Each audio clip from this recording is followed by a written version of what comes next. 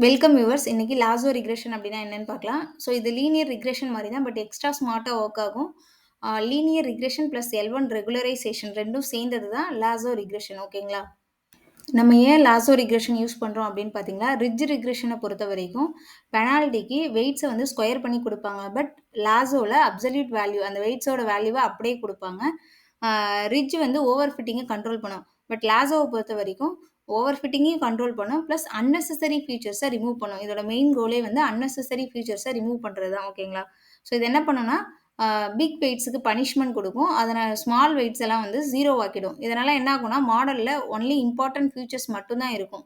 So இதுதான் வந்து lasso regression. ஓகேங்களா? இதோட ஃபார்முலா பார்த்தீங்கன்னா, loss equal to MSE plus lambda of summation of WI. WIன்றது தான் அந்த அப்சல்யூட் வேல்யூ ஆஃப் வெயிட்ஸ். லாம்ப்டான்றது ரெகுலரைசேஷன் ஸ்ட்ரென்த். எம்எஸ்இன்றது மீன் ஸ்கொயர்ட் எரர். ஓகேங்களா? நெக்ஸ்ட் வந்து அதோட ஒர்க் ஃப்ளோ பார்க்கலாம். ஸோ ஃபர்ஸ்ட் வந்து என்னன்னா, ஸ்டெப் 1 டேட்டா கலெக்ஷன். ஸோ நம்ம வந்து டேட்டாவ வந்து கலெக்ட் பண்றோம். இங்க வந்து ஒரு ஹவுஸ் பிரைஸ் பிரெடிக்ஷன் தான் எக்ஸாம்பிளா எடுத்துக்கிறோம். ஸோ அதோட டேட்டாவ கலெக்ட் பண்ணிட்டோம். செகண்ட் ஒன் ஸ்டெப் பார்த்தீங்கன்னா, ஸ்டாண்டர்டைஸ் ஃபீச்சர்ஸ். அதாவது எல்லா ஃபீச்சர்ஸுக்கும் சேம் ஸ்கேல்ல நம்ம வந்து மெயின்டெயின் பண்ணணும். அதனால மீன் 0ன்னும் வேரியன்ஸ் 1ன்னு சொல்லிட்டு அப்ளை பண்றோம். ஸ்டெப் 3 பார்த்தீங்கன்னா, டேட்டா ஸ்ப்ளிட். அதாவது இருக்கிற டேட்டாவ ட்ரெய்னிங்க்கு 80%ம் டெஸ்டிங்க்கு 20%ம் டேட்டாவ ஸ்ப்ளிட் பண்றோம்.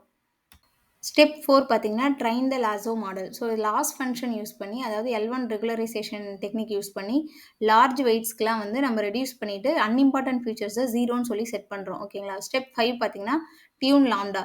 ஸோ கிராஸ் வேலிடேஷன் யூஸ் பண்ணி பெஸ்ட் லாம்ப்டாவ நம்ம ஃபைண்ட் பண்றது தான் இந்த 5த் ஸ்டெப்பு.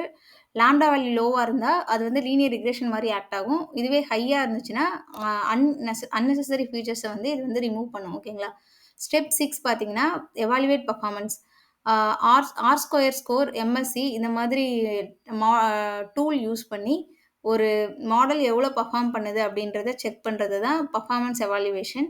ஸோ ஸ்டெப் 7 வந்து பிரெடிக்ட் நியூ டேட்டா. அதாவது இப்போ மாடல் வந்து ட்ரெயின் பண்ணி முடிச்சுட்டோம். நம்ம மாடல் வந்து ரெடியா இருக்கு. ஓகேங்களா? ஸோ இப்போ நியூ வேல்யூ வரும்போது அதுக்கு ஏத்த மாரி அது பிரெடிக்ட் பண்ண ரெடியா இருக்கு. ஓகேங்களா?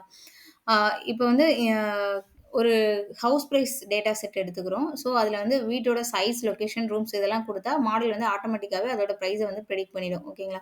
ஸோ இந்த வீடியோ உங்களுக்கு பிடிச்சிருந்தா மறக்காம என்னோட சேனல லைக் பண்ணுங்க. உங்க ஃப்ரெண்ட்ஸுக்கு ஷேர் பண்ணுங்க. Machine learning and deep learning concepts தமிழ்ல நீங்க தெரிஞ்சுக்கணும்னா, மறக்காம என்னோட சேனல சப்ஸ்கிரைப் பண்ணுங்க. தேங்க்ஸ் ஃபார் வாட்சிங்.